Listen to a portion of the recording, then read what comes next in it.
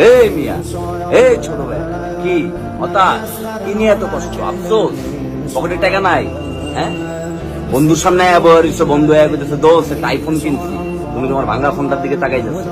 বন্ধু বান্ধবরা যখন চিল করার লেগে কি টুরে যাইতেছে, আর তুমি তখন ভেজা শরীর লইয়া ওই শার্ট ঘামে ভিজা শহরে টিউশন করাইতেছো, মানুষের বাসায় কামলা দিতেছো, শোরুমের সামনে দিয়ে হাইটা যাইতেছো, তোমার বন্ধু দামি ব্র্যান্ডের শার্ট পরিয়া পারফিউম লাগায় ডেটিং এ যাইতেছে, আর তুমি তখনও চিন্তা করতেছো যে আজকে রাত্রে বাসায় যাই কেমনি মিলটা খাবা।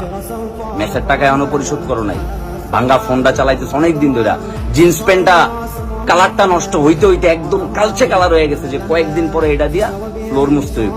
শোনো, যে মন খারাপের গল্প করি, বিশ্ববিদ্যালয় জীবনে সুমন ভাইয়ের দোকানে বহুত রাত গেছে, একটা কলা আর একটা রুটি খায়া ফলে চুপচাপ করে ঘুমায় গেছে।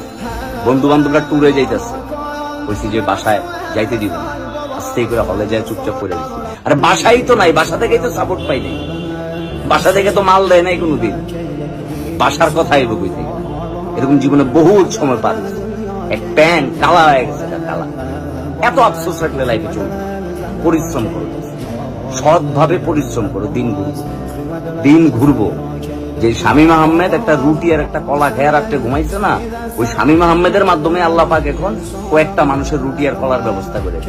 সময় কিন্তু ফিরে গেছে। আপনি, তুমি, তোরা যারা এই ভিডিওটা দেখতেছস না, তোরও দিন ঘুরবো। টেবিলে মনোযোগ দে, যেই জায়গায় নিজের যোগ্যতা আছে ওই জায়গায় নিজের কাজে লাগা, ভালো কিছু কর, ভালো কিছু শিখ, নিজের যোগ্যতা সম্পন্ন বানা। আরে কষ্টে দেখো বহু মানুষ বহুত কিছু করছে রে ভাই।